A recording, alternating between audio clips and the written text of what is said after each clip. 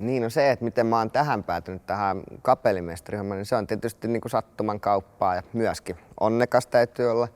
Mutta se lähtee siitä, että ensin niin kuin kapellimestariksi ei voi alkaa suoraan, vaan ensin sun täytyy olla kouluttautunut niin kuin jonkun instrumentin osaajaksi. Soittanut orkesterissa ja sitten vasta voi niin kuin harkita sitä.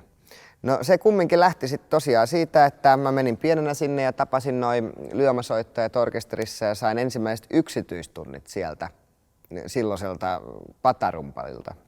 Kun isä vei sinne taakke tutustumaan ja sain kokeilla niitä patarumpaleja, niin se oli siinä. Hänen kanssa sitten niin lähdettiin näitä yksityistunteja, jonka jälkeen menin musiikkiopistoon, jossa hän opetti, ja sitten sen jälkeen konservatorioon. Ja samaan aikaan mä kävin tietysti niin kuin sitten Lotilaa ja Tiirismaan yläastetta, mitkä on musiikkiluokkapainotteisia, tai ovat musiikkiluokkia.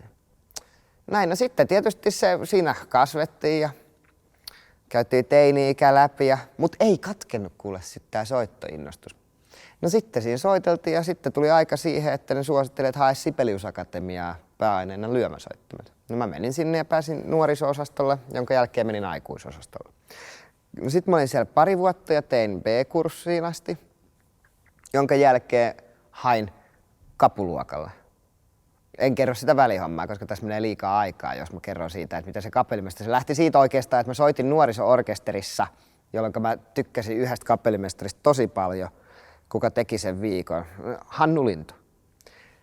Mä menin häneltä kysyä ihan ensin, että kun mulla on täällä niin paljon paussia, mä luin sitä partituuria. Kato lyömäsoittajat, ei ne aina soita. Mä luin sitten siellä sitä partituuria ja sitten niin miettii, että no mullakin kädet toimisi ja näin. Ja mäkin pystyisin, niin kuin, että mullakin olisi tohon ideoita ja näin. Ja sitten sitä käytiin vähän, se kertoi, että no mitä kannattaa tehdä ja käydä harmoniatunteja ja soittaa pianolla niitä juttuja. Pitää olla hyvä teoreettinen valmius, pitää luottaa omaan korvaansa. Sitten pitää olla kaiken lisäksi psykologi, vähän niin kuin, että sä aistit sitä, että kun sulla on 100 ihmistä johdettavana, niin sun pitää olla hyvä semmoinen ihmisten kanssa. Niin kuin mä sanoin, kapellimestari on myös psykologi. Ja sit sulla pitää olla auktoriteettia kumminkin. Ja sit kaiken tärkein juttu siinä on se, että sä saat niinku ne vakuutettua, että okei, tuolla on idea, että toi niinku tietää mitä se haluu. Ja sit vielä kaiken lisäksi se on hyvä, jos ne ideat toimii. Ja sit kun ne tajuu sen, että no nyt, joo, tää on hyvä. Silloin sä saat ne sun puolelle ja silloin kun sä heität niille pallon, niin sä saat sen takaskin. No niin, mutta takas nyt siihen kumminkin. Sitten se meni silleen, että menin sinne kapellimestariluokalle ja sitten sinne tuli professoriksi toi Segerstam, Leif Segerstam.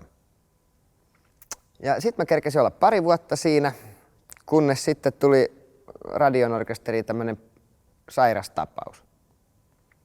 Sitten ne miettii, että kenet vois kysyä ja ei oikein vissiin ketään sit saatu siihen, niin sitten ne soitti mulle.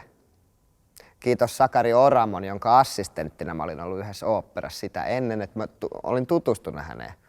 Tää on taas sitä, että miksi se uran laukaisu, niin se tarvii myös vähän onnenpotkua. Niin Sakari sitten sanoi, että no Santtu voi tulla. No en mä sitä hirveän kauan miettinyt, että otanko mä sen vai jätänkö. Mä menin sinne ja sitten se meni hyvin. Ja sitten siellä oli kaiken lisäksi sitten toi lontoolainen agentuuritoimisto. Ja sitten mä pääsin heidän talliin. Ja siitä alkoi sitten heti se kansainvälinen ura, mikä oli mulle aika rankkaa, koska se oli sun ensimmäinen keikka, minkä sä oot johtanut. Ja sitten yhtäkkiä sut laitetaan jo maailmalle.